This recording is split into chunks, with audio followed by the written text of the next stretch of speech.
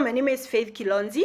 I'm Rhonajoy Koome. I'm Mongina. And I am Mwikali, and together we are Global Tech Sailors. This is a podcast where we explore the latest trends and technologies in the world of cybersecurity, data science, software engineering, DevOps, and many more. Welcome aboard.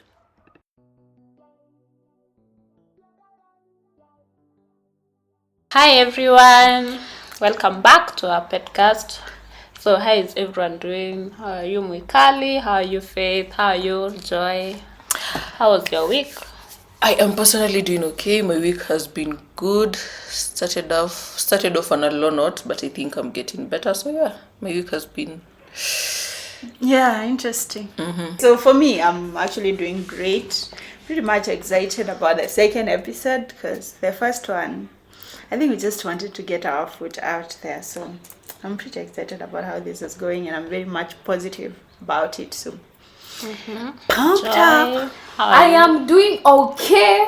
I've been feeling very overwhelmed of late because of a lot of things. But I am very energetic again about our second episode. Yeah. How are you, Diana? Personally, I'm doing well. Last week was amazing. Mliniona kwa screen. Yes! I made it to the billboards, guys. Yes. I've seen it. Please don't on skip YouTube. that ad. Yeah. You're on YouTube now. Yeah. Billboard. Don't skip that ad, please, guys.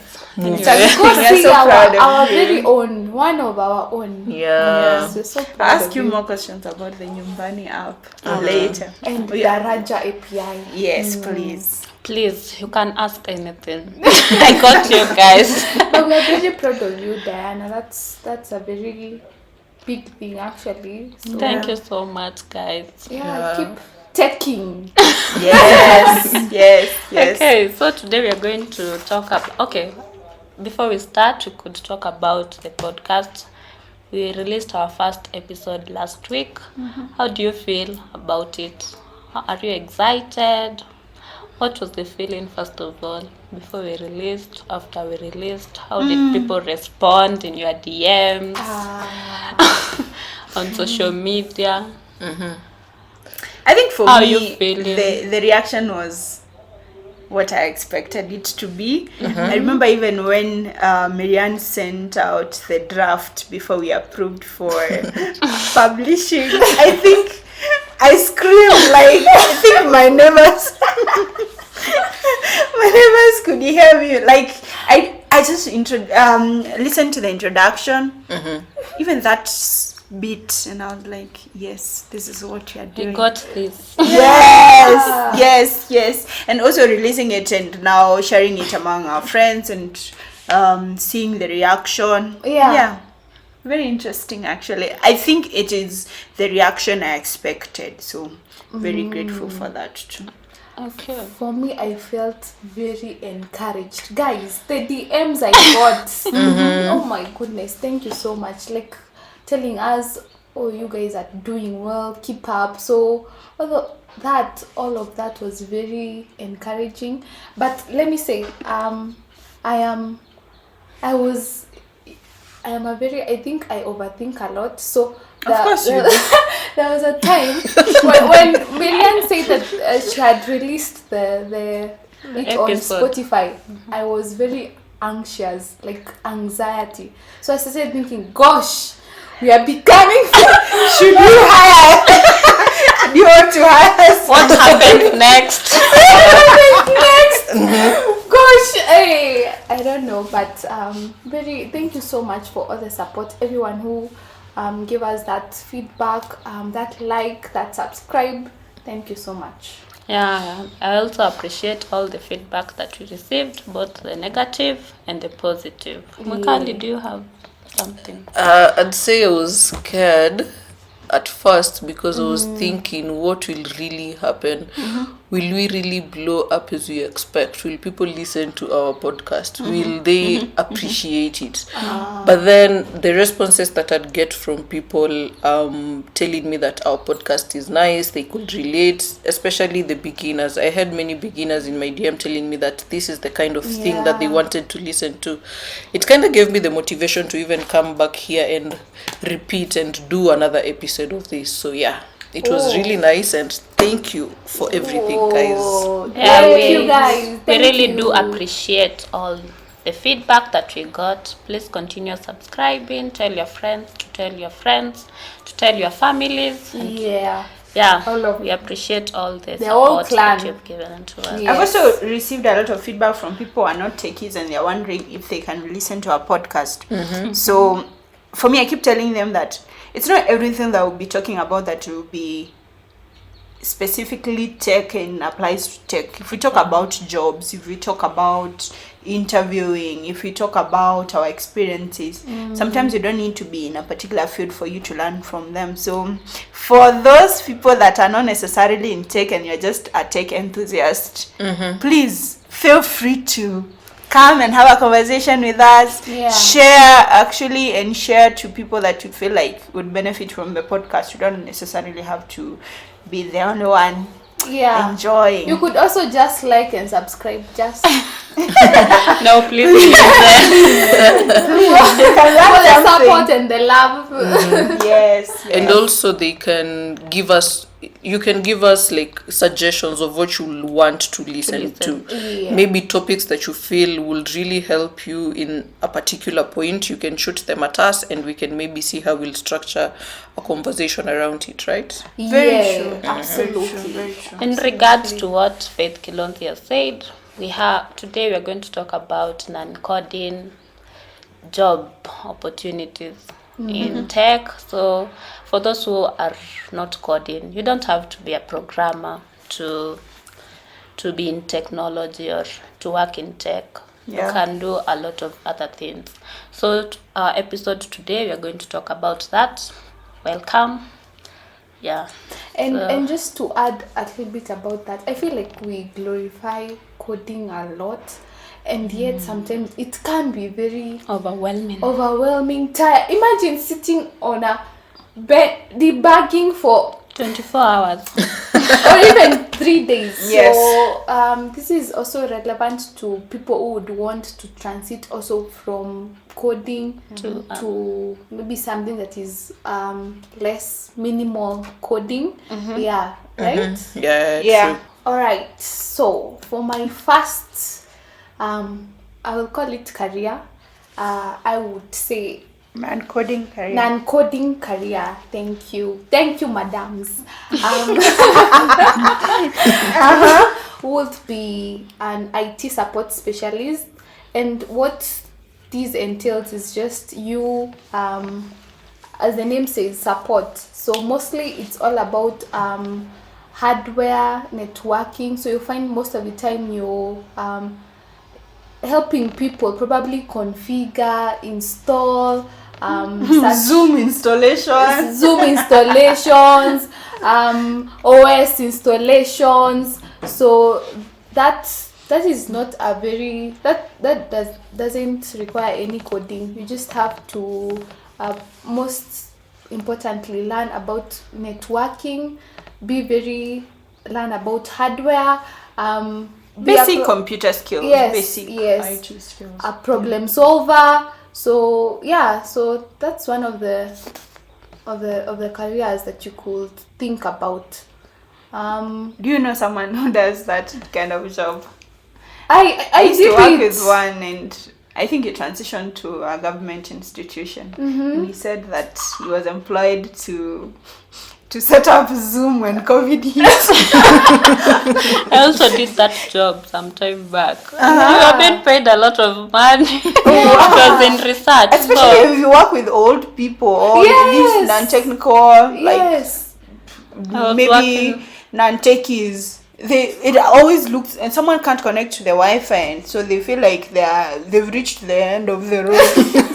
I was working with. So an IT specialist would do a great job at that, right? Yeah. So you actually don't need much to get to transition to IT support. You just need to. Do you know the basics of computer, especially when it comes to operating systems? Yes. If you work with Windows, or if you work with Linux, or you work with Mac, just the basic configurations, then being able to assist people in the same to configure and troubleshoot stuff. And I think you have to have very good communication skills, because most of the time we'll be giving people instructions, could be physically or Virtually. virtually. So you have to be a person who is very articulate in whatever you're trying to say. Yes, Diana, you were telling us about your experience as an IT support specialist. I was working. How much? Please tell us. How much? Well, I was Please. working with an NGO. I won't say the name. Okay. But we were doing a research. It was about reproduction, nutrition, after women give birth. But it was basically about reproduction and giving birth amongst women. Okay. So you are assisting now the technical aspect of it in terms of configurations and machine support. So the only thing that I was going to do, it was for 2 hours. I was just going to sit there with that woman, connect them to the internet, and get your 5,000. Wow. Per day. Yeah, and it was for 10 days. Wow, that's some good money. Rich. It was some Okay. a while back. That's still, you see that's IT support specialist. You just need to appear like a magician. I mean, for someone, Sometimes you even need to just restart the restart and someone is like, wow, you just did something here. You can imagine. The memes, you see these memes that people talk about at the IT specialist in the office. No, my computer is not working. When you go there, it's just clicking a button and everything is working. Or connecting a wire behind wire. Yes. But that's the good part of it. Yeah, for me, I think also another job that people, a non-technical tech job that someone can explore is something related to program or project management or product management. The reason why I put them all three at once is because I feel like they are all related in some way. It just depends on the capacity of the responsibility. I mean, everyone has worked on a project before, whether you are in tech or not in tech. So when it comes to the actual management, it just requires you to be good in leadership, because you're working with a group of people to basically ensure that they collaborate, the strategic thinking and planning of the project. Then I've realized that when it comes to program, project, and product management, all of them are related. The only difference is that for a program, you are maybe higher in the organizational structure in terms of your ranking, because you're working with multiple projects. Then that's program. That's program. I think Microsoft has a lot of roles surrounding program management. I've had too, right? Yes, especially these big tech companies, they have a lot of program manager roles. Yeah. I know a couple. One of my mentors is a program manager at Microsoft, and she was telling me how for her, she doesn't have like a specific project she's working on. She's just managing multiple projects and ensuring that they align to the company goal. So, but for a project manager, it's just, we need a project that delivers this, let's work on it and finish. So you're about the completion of a certain project. Maybe you want to work on a marketing strategy to make something, or there's a team working on a certain project to deliver something. That's a project that you're focused on, so your role is scoped to that project. But when it comes to products, you're building from scratch. You manage a number of projects in the company. Program is a number of projects. Then project is a subsection of one release. Then product is everything from ground up, from ideation to release. That's product now. That's product now. So it's like we are a company called global tech sailors, and we've created a product for consulting. As part of our consultancy, then we create maybe a product for selling SMS or connecting or integration. So if we hire a product manager, they'll be responsible from the research aspect of the project to the development, like the technical development, to brand awareness, to release, to ensuring that we get clients and meet partners and all that. So if you are responsible for that product, your success in that role is tied to the success of the overall product. So there are different projects under a product, but a product is the whole thing. Does that make sense? I have a question. So, do these roles, do they require me to have an IT background, or for example, if I did project management for my BSc, can I get into these roles? Or absolutely, you actually don't even need to have done project management in BSc. You can move from journalism to being a project manager, as long as you actually have a good leadership, because you're not the one executing. You have a team that is executing. You just need to guide them towards to supervise them and guide them towards a certain direction. So it's a lot to do with being the skills you have to collaborate with people. Of course, you need some technical knowledge to be able to know actually working. Yes, you can't supervise what you don't know about. So, but I think you don't need any kind of coding. You actually don't need any coding knowledge. But wait, since you said a program manager oversees everything, right? Yeah. This is a marketer, a researcher, an analyst, all in one person. Not necessarily. You still have an analyst in your team. You just need to make sure that they are doing their job. Oh gosh, but now for you to supervise them, you need to know at what least they do. A bit of their I think skills. you have a scrum. You have a goal. Let's consider something like this.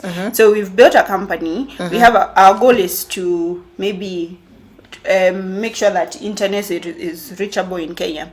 So you're responsible for several projects under that within our organization, because our goal as a company is reaching the remote areas, for instance.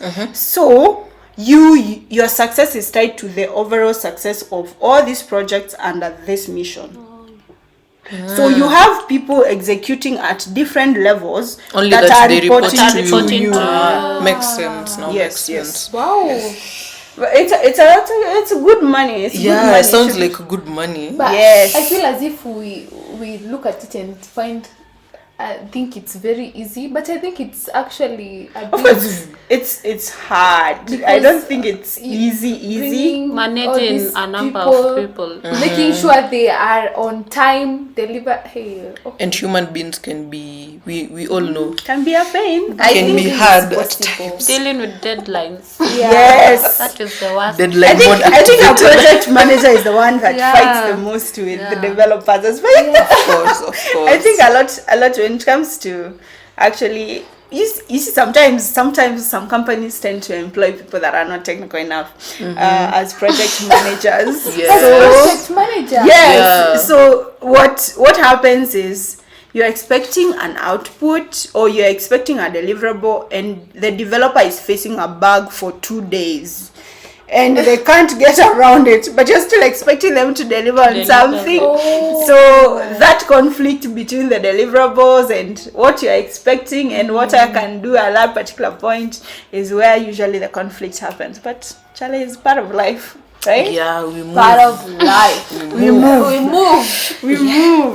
Yes, on to the third one. I'll talk about a business analyst. Basically, a business analyst is somebody who bridges the gap between a business and its technology, whereby you find that it looks at maybe the data that a company has, analyzes it in a particular way, and then decides that maybe we need to improve on this and this, and maybe we need to bring on this type of technology so that our business may even do better. You get? Yeah. So it's kind of like you're bridging a technological gap in the business. Okay. Where with the data and the input that you're having, you're trying to find better ways in which you can do a particular task. Does that make sense? Is it to do a particular task or to bring in more customers? It can be because bringing in customers is part the of that same. particular task. It may be you want to generate more income, might be you want to do better marketing. So you're trying to find better ways in which you want to do this. That are ways that are So cost is effective. it about more of maybe streamlining operations in a certain direction? For instance, then we have a company and we usually work to we are an e-commerce site, and we realize that a lot of our moving products are in maybe women clothes. So for you as a business analyst will look at our strategy, will also look at our data to make sure that, okay, we can bring more maybe suppliers in this department to make sure that we push this particular part of the business. Yes, it is part of that. And I like comparing a business analyst to what I was doing in campus, a knowledge manager. Okay. It's where you use existing information to try and bring out better results. And that's where now I'd say, okay, you really don't need programming skills to be a business analyst, but you can do better with programming skills, but they are not necessary. So you'd find that inside your company, let's say for example a company uses what are they called, alleyways of preserving information, where you'd have files, records and everything. So you'd find that maybe there is a particular return customer, and you'd try to find why is this particular customer coming back. So you'd want to now leverage on that reason on why this customer is coming back, so that you may be able to pull in other customers. Okay. Yes. Okay, nice.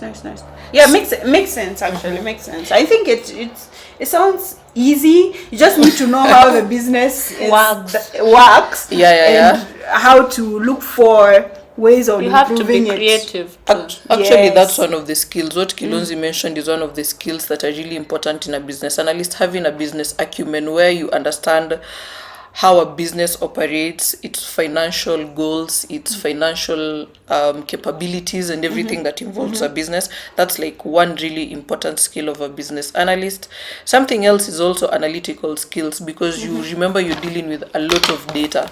So when you're dealing with a lot of data, you know what you're supposed to be filtering, how you're supposed to be organizing this data so that you may be able maybe to get this kind of results. So it's kind of like filtering and at the same time sorting. And when you filter and sort, you now get the pattern and trend that you're trying to look for.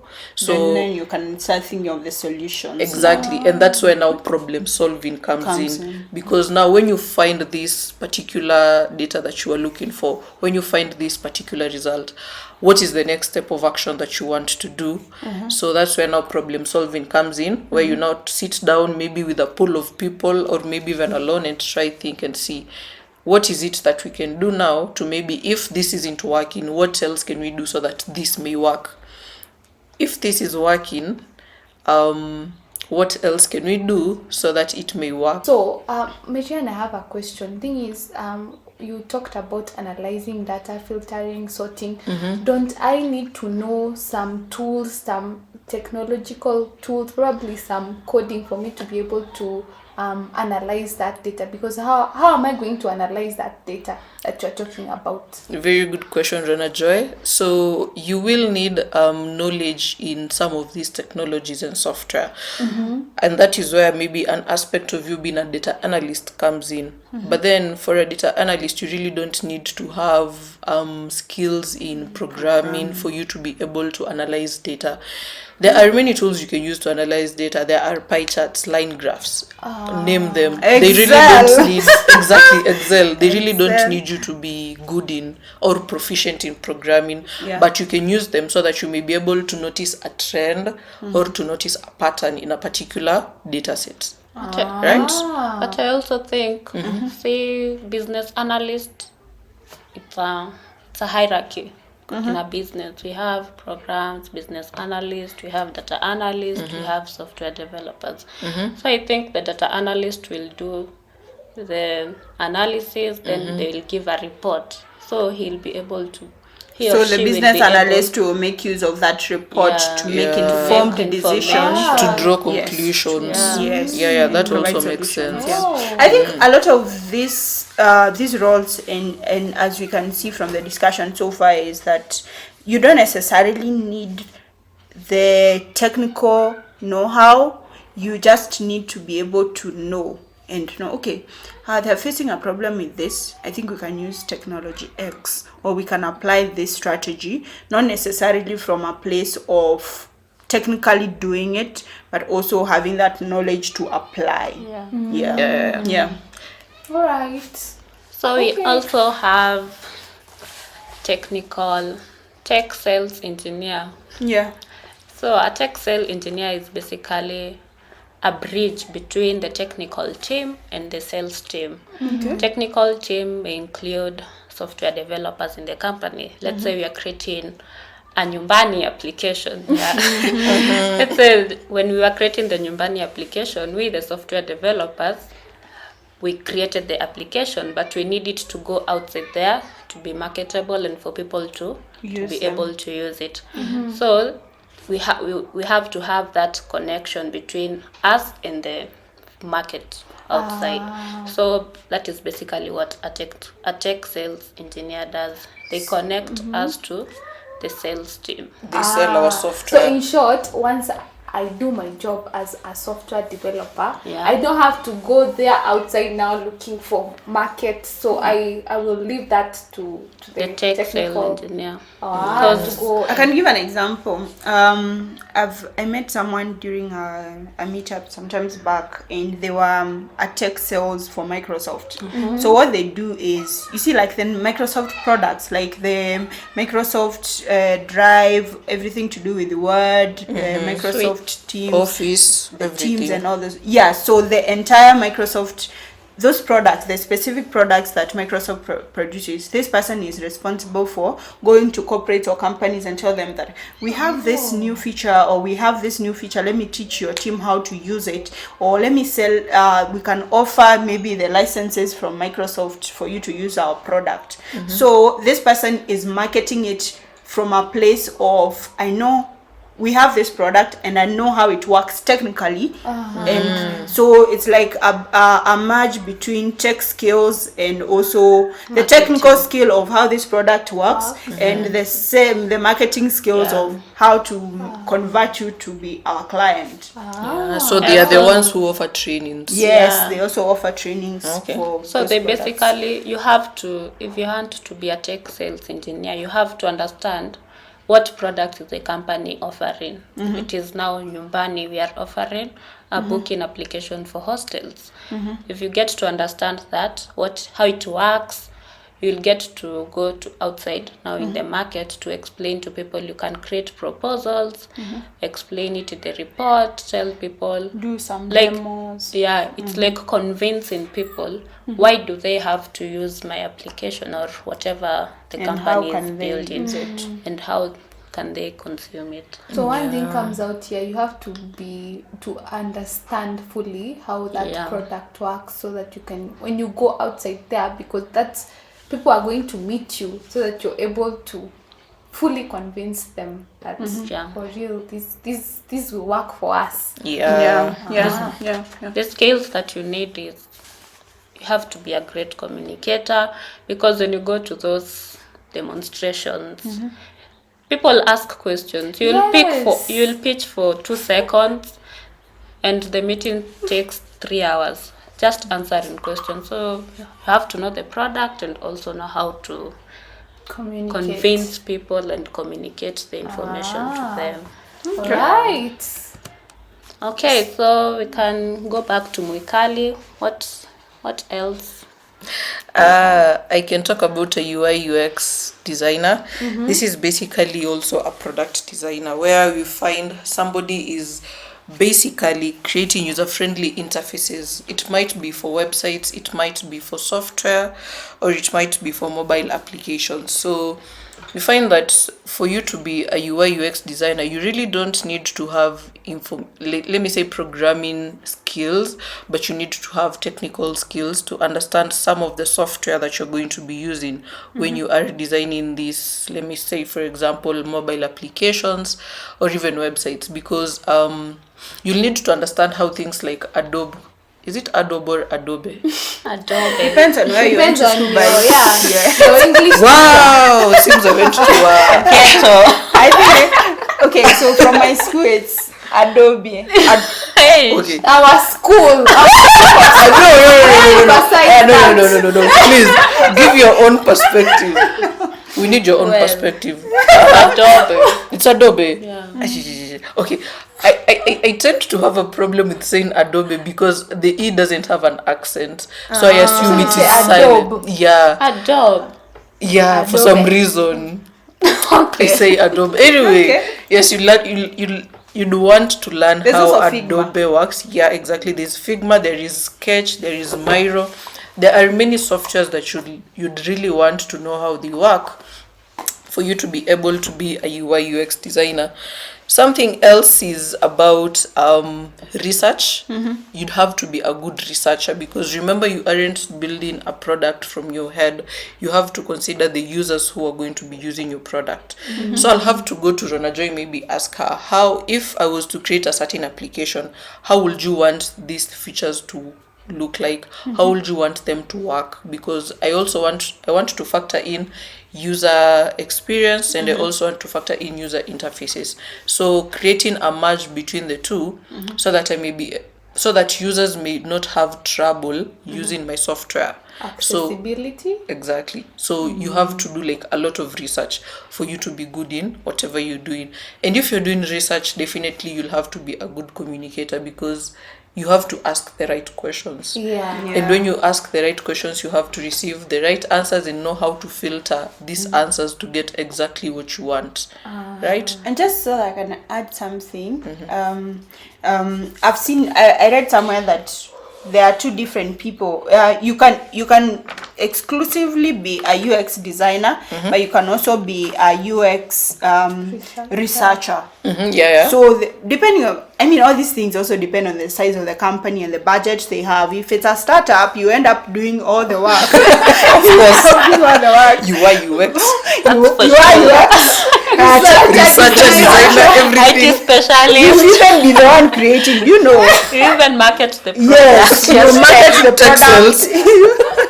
You actually do everything ground up if you're working for a startup. But for a company with a good budget, and also maybe a mid-sized company to large corporations, they would have a role for a UX designer. Then they will have a UX researcher. The researcher goes out, conducts a research based on a product that you guys want to release. What do users want? They conduct surveys, interviews, focus groups, and all that for them to collect that information. Then consolidate it and take it to the UX designer. So now the UX designer will use the information that UX researcher has brought to them to be able to design the product now with that perspective. So obviously now, I pray that we land in big companies where we don't have to do all the work. But Amen to that. So from what Kilonzi has actually said, when the UX researcher now brings in the information, you as the designer have to have skills in design. Yes. Because you have to know which color palette should I use, what are the things that go where. So you'd find that most graphic designers thrive in UI UX designing, because they are creatives. They kind of like are trained. They have an eye for color, eye for design, and everything they do just comes out perfect as you'd expect. And and this is for banter really, and I think sometimes talking from a software engineer POV, I've come across designers who are very, like, they're so good at their work that you as a software engineer implementing it is so hard. Exactly. Trying to like come up with their structure. Yes, like replicating what they've given you. And like they have several pages on that Yes, application. God. What? And color gradients and things. Shadows and Yes. everything. It normally becomes so hard sometimes. And I think there is a meme on that. Yes, definitely. Yeah. But one thing to notice for you to become a UI UX designer, you have to be passionate about it. Yeah. You have to like to draw creating inspiration from basically everything. You'd see maybe a Safaricom, let me say, banner or ad or anything, and then you'd be like, I think I'd do better. I think there's something lacking, and maybe If I put this color, Exactly. this detail. yeah. So for this, I think it's all about passion. Yeah. Yeah. Okay. Nice stuff. Another non-technical career that you can get into, well, if you don't want to code in tech, is a tech writer, right? So tech writer or technical writing is all the same thing. So it's basically being able to translate tech into words. So, for instance, you've created a product, or a company has created a product. They need someone to be able to write a manual for it, a user guide on how people can use this product, write maybe technical blogs about this product, then being able to basically bring all this information together into pieces of white papers or ebooks to just explain a tech product or a tech concept. It's also things to do with tutorials and blog posts. So technical writer does exactly all those things depending on their level. Piecing together technical information. Piecing together technical information about tech and all that. So I can do any topic. Like, could you give me tips? Because I think probably I have no foundation on DevOps, and here I am being given I want to write an article. How do I go about it really? You need research skills. So it's mostly about research. So the three main skills that you need in this case is research skills to be able to find information. Then also strong writing skills. Like, you have to be a good writer for you to be able to become a technical writer. Then you also need to be familiar with some tools and technologies. So for instance, if you want to write about DevOps, like you said, you need to be able to research about this topic, understand it well enough for you to be able to translate it into your own words and all that. Sometimes, always, if you want to get into tech writing, you don't need to start writing about complex products or complex concepts. A good starting point is the how-tos of how to configure a machine, how to connect to Wi-Fi, how to use a VPN. Those kind of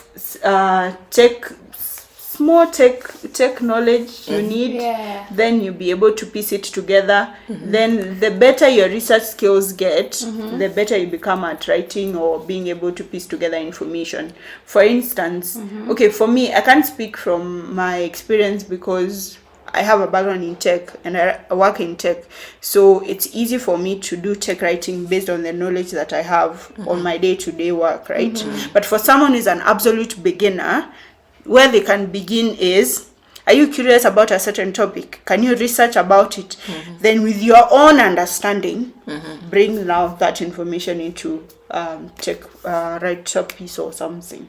Yeah, on the simplicity of it, my first article, I actually started trying doing articles, technical articles this year, and my first technical you've not article... given it to us to read. Somebody almost shamed me for writing that article, but I started from the simplest. I was writing an article on how to install Node and NPM, and then looking at it, I was like, this might be way simple. Published? Yes, it is. It is on Medium. Why did you share to us? I will. It's because I said I felt like people would laugh at this, but then nobody should laugh at your articles because everybody has a starting point. Yeah. Yes, I'm right now. I think I've written more than 100 pieces. Wow! Look at some of them are big. Yes, Madam Blog. So I'm a blog. So for instance, obviously, if I compare an article I wrote yesterday, which I released this morning, and another one that I wrote 2 in years. 2018. Years ago. I started writing in 2018. Hey. So if I compare, definitely there's a huge difference. Because technical writing is basically about, if I research about this topic, how can I simplify it for my reader? Yeah. So you need to be able to understand your audience. If you're writing for someone who's non-technical, obviously you need to make it sound as simple as possible by piecing all those things. So don't feel bad for writing that. So I no longer feel bad. don't, please don't. I want to start writing. I also want to make sure that I start Consistent. writing. Yeah. So where do I begin? Okay, How do okay. I, put my name out there as a technical writer? Or Okay, where so do I you start? there are several things. I mean, you've already established that you like doing research, you have strong writing skills, and you're attentive to detail, and you're ready to get onto this journey, right? So the first thing that you do is make sure that you find a platform, a free platform. You don't need to write to host a blog for you to start writing there. I mean, people used to write on WordPress, so you can also still start your blog there for free, but you also use other platforms like Dev2, Medium, there are a lot of Hashnode, Yeah, Hackernoon, there are a lot of free blogging sites that are specific to tech actually, and you can use them to host your first blog, host the second, then keep sharing it to your friends and people on social media. Sometimes I feel like the best feedback you'd get from strangers, not the people that know you, and they. That's true. I think I Yes. did write an article some time back on Dev2, Yeah. and then I got this comment on the blog, and the person was saying, "Why are you shouting?" Because I had written in caps. What did you write in caps? Why were you shouting? Like just the topic. That's what I got. So it's true. Those, but they make you better. They make you better, Yeah. definitely. They do make you better. So please, if you are a writer out there and you're interested in tech, look for ways to do that. And maybe something interesting that everyone can know is you don't necessarily need to write for tech. In the US, I think they have a whole section for health tech writers. So tech writers who write for the healthcare industry. Yes. So it's not tech in industry because it's not tech writing because you are writing about computers. It's technical because you are writing about a technical topic that not everyone knows about. So it could vary in different industries. So I've seen better jobs that pay even up to 120,000 per year US dollars for tech writer in healthcare. So it's one of those booming places, things to look at. And I actually think, for more in Kenya, Yeah. I don't know, but I feel like most of us in campus, people did a lot of academic writing. I feel like it's It's a booming Similar. industry in It's a good Kenya. starting point. you can, if you're doing academic writing, I feel like you could do Yeah. a technical Easily. writing very Yeah. easily. Just that for academic now, you remove those aspects of APA formatting. I don't know, Like what- citations. Yes, Yeah. yes. So Yeah. it could be a very good venture for anyone who is also doing academic writing. Now that I've received the motivation that I needed, you should watch out for my Twitter page. I will be sharing my articles. Marianne, and I will also get back in. Please, I I'll- stopped. Please do. We I must make the reviewed 2 of Rona's articles. I've never seen any more. Yes. I Rhona. think I wrote Come for back. Faith an article, but she has never known that. Yeah, and it was You were not. supposed to share. You never shared. No, I did one of your assignment. That is really great. She didn't know. Yeah, she did. I don't know. I'm not sure, but I think you never knew. I did that. Okay, so sometimes I I was so happy so it working was as a- not it was turned not back direct. to me. Okay. I think I remember it. It was through someone else, right? Yeah. Okay. So sometimes I am in some of those tasks that I do. I get sometimes I have so much work going on in my life, so I outsource So I outsourced to someone who outsourced to Diana. Wow. Okay. Now I see, but it was well written, so we never went back and forth a lot. So it was a good one. So you see, There are a number of non-technical jobs. We can't exhaust all of them. So we have things like Scrum Master, we have cyber analyst, cyber security analyst, we have tech recruiter. tech recruiters is actually a big thing. Yeah. Yeah, we have data analyst. There's a bit of data analysis that doesn't really require coding. You can use some few softwares out there to do the data analysis. So I think we enjoyed this episode. You can tell us to maybe do a deep dive of the rest of the non-coding jobs. Otherwise, this was nice. It was nice hosting these guys here. I really did enjoy, and I hope whatever we discussed was really helpful to you guys. Yep. Don't forget to Like everything. Please, The sharing part and giving very feedback, very important. important. Yeah, so I I that think you we may should know. plug our social Give us- media platforms. Yes. So on Instagram we are at G Tech Sailors. Yeah. And at Twitter we are also at G Tech Sailors. On TikTok we are at G Tech Sailors. And depending on YouTube. where you're listening or watching this from, we are on YouTube. Yes, Spotify. Global Tech Sailors.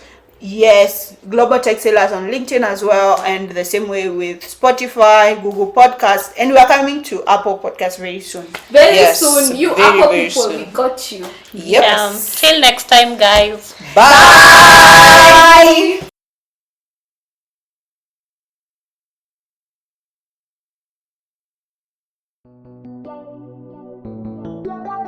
Bye.